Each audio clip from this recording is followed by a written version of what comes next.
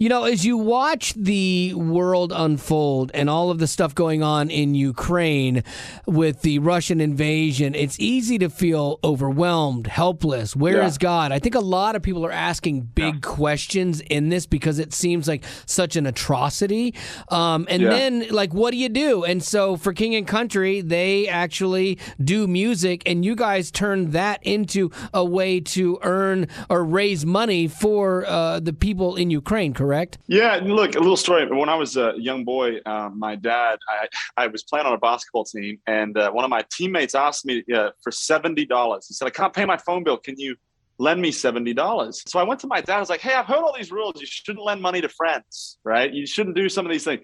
And he looked at me. He probably doesn't even remember the conversation. He says, man, when there's people in need, you do something about it. And I think for us, we're brokenhearted about obviously what happens in is happening in Ukraine. I think it is obviously it's very normal. I think for anybody who's asking the questions, where's God in the midst of these difficult things? I mean, all you have to do is look at the Psalms, look at the Bible. People that were much more spiritual than you and I will ever be, Wally, asked the same things. But I think that what you do realize is, man, when people are praying prayers in the Ukraine, you can be the answer to those prayers here in the U.S. You can be the answer to those prayers in Australia, around the world. And so playing a role, if you see people in need, you do something about it. We got this new project out, and we were thinking, okay, well, let's do kind of an extravagant kind of, hey, here's the record type performance. And we actually filmed it in the Mojave Desert.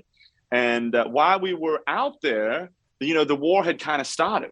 And we were very, obviously, with all of us, especially those first couple weeks, the first couple even nights, when you're seeing, some iconic places. I was reading probably too much about it, and it consumed me. And so we have a partnership with some friends of ours at Convoy of Hope, and they had reached out and said, hey, do you think there's anything that we could do to help raise some money? And ironically enough, we're sitting there going, we're about to film this special What If we do something really special together, and we raise money for these folks over in Ukraine. And obviously Convoy of Hope, they're doing amazing things. They're already there. When you have situations and these disasters take place, like what's happening in Ukraine, it's difficult to find people that are kind of organized, that kind of have boots on the ground, that kind of have a feeling for what's happening. And what's cool about Convoy of Hope is they are actually there. They've been there since 2014. They're pretty well versed on how to actually help, not just raising money is one thing, but to get it in the right hands is very, very important. So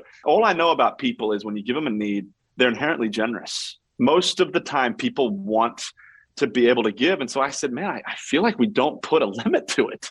Right. I think that we just kind of let it go. And so far, it has raised $150,000, which was way more than we ever thought that would take place.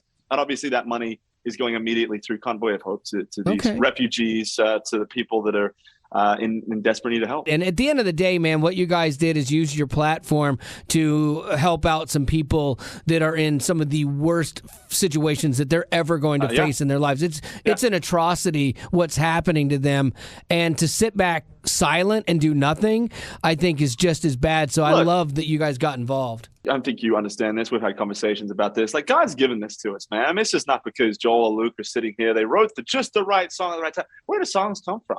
Where do ideas come from? They come from God, man. And so, look, God has given, this season of where King and Country has people that pay attention to what they say. And so, man, for us to be able to use it in any possible way to hopefully very, very hurting people. One thing I do know that when struggle takes place, God is in the midst. Most of the time when you see life change take place in people's lives, it's they've gone through something that got to a point of, oh my goodness, life is so difficult right now. There has to be some explanation there has to be a place to turn for help, for hope.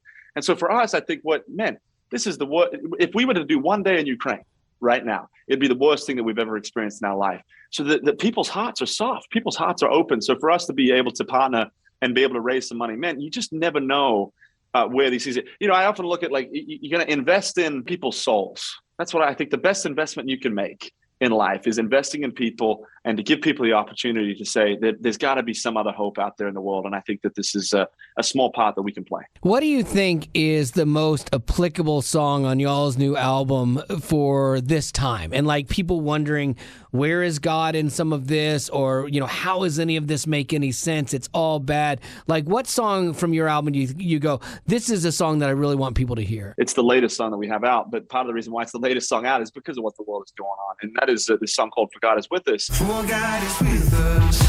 I think it's very easy. David did this a lot in the Psalms. When things were going really bad, what were some of the first complaints out of David's mouth? It was, where are you, God? Right. You've abandoned me. Right. This is not going well. You're not here. And he would pray these very expectant prayers, kind of demanding God to respond to him. But what you saw is usually following, he would then turn it into, but here's how I've seen you be faithful.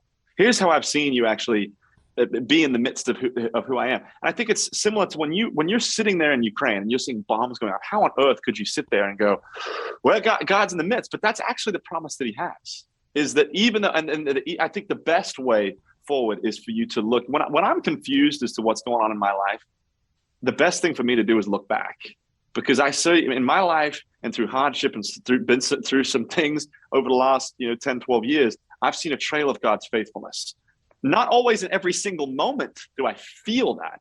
But when I look at the evidence of this culmination of time, I see, man, God used that in such powerful ways. But it took time. It took weeks. It took months for me to be able to reflect and see that. And my hope is that that's what people feel around the world right now. Because, man, whether or not it is Ukraine, man, there's other atrocities going on. Sure. This is not in the media. That people still feel, they look back and they say, man, here's the deal. I may not have all the warm fuzzies right now, but what I do know for a fact is that in the midst of pain, in the midst of suffering, that God is here, God is with us. Oh, God is with us.